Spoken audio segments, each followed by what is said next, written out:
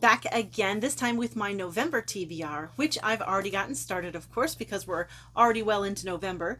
So the book that I'm currently reading is Solaris by Stanislaw Lem, and this has two translations out at the moment. The one that is in print is the original translation, and the one that you can find on Kindle or ebook, I don't know if it's Kindle only or if it's on several EPUB formats. I'm not sure about that, but that one is apparently a newer translation.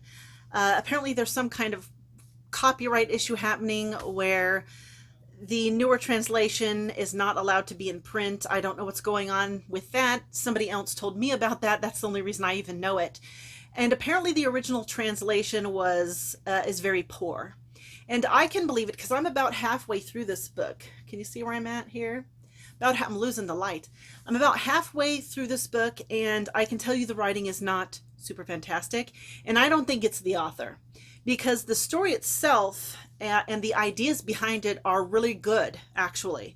However, the writing style is not great, and it actually took me a minute to get into this book. It took me about 70 pages before I felt like I was not noticing the way the book was written anymore, and I was just fully engaged with the story. So I am really enjoying it so far.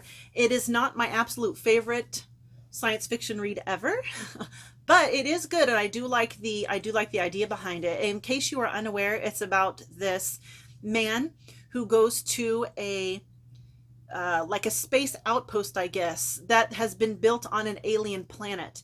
And the alien planet has one life form on it, and that life form is a living ocean. The ocean isn't water, it's some other material. My impression is that it's sort of gelatinous or like a pudding consistency, only it's more translucent than that. It's like a clear type of substance. And that is one entity that has intelligence. But in I think it's around 90 years that they have known about this entity, and they've had this station on there for quite some time. In all that time, they have been unable to successfully communicate with the entity. And so this man is going to that station. I don't know why. They don't tell you in the beginning of the book. I don't even know what his job is supposed to be on that station.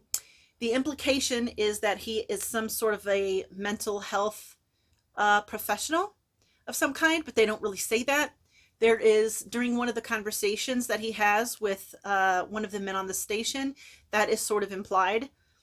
But yeah, I don't know really why he's there or anything. The book doesn't really say, but really strange events are happening, and they're somehow related to the entity on the surface of the planet. So that's all really interesting. So yeah, I can't wait to get to the end of this and see what happens. So yeah, so I am enjoying this one so far. And then I'll be reading, oh, I almost forgot to mention that this is a buddy read with Nathan over at the Rambling Reviewer, and I'll be sure to link his channel down in the description for you. Then I'm doing sort of a group read with several of us from the New Worlds November host list.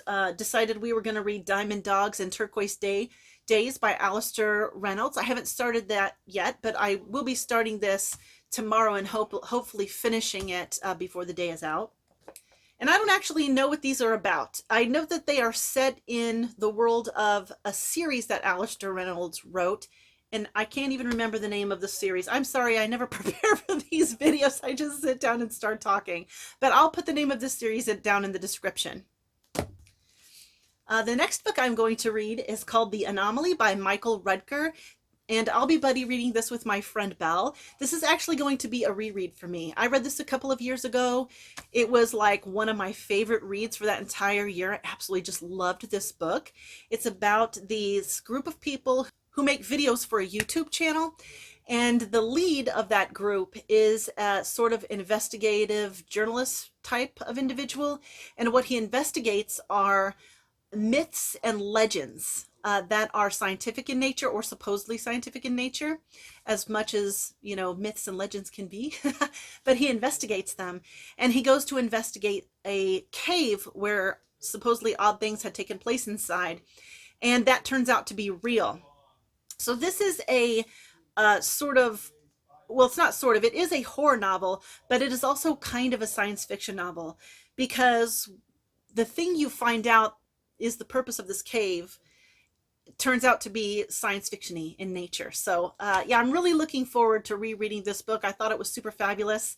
And I'm not going to reread any of the notes. As you can see, I took a lot of notes on this. I'm not going to reread any of my notes until I finish this reread of the book. I can't even talk. I'm starting to get worn out.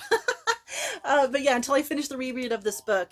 And then I'm going to compare my old notes from the notes I take this time around. Yeah, so I'm really excited to reread this one. And then another group read with some of the other co-hosts of New Worlds November, A Fall of Moondust by Arthur C. Clarke.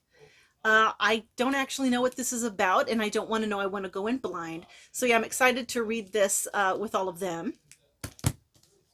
Then I'll be reading all of the Mesclin novels, all of the Mesclin stories, which are contained in this volume of The Essential Hal Clement, Volume 3. I'll be reading this for Hal for the holidays, of course.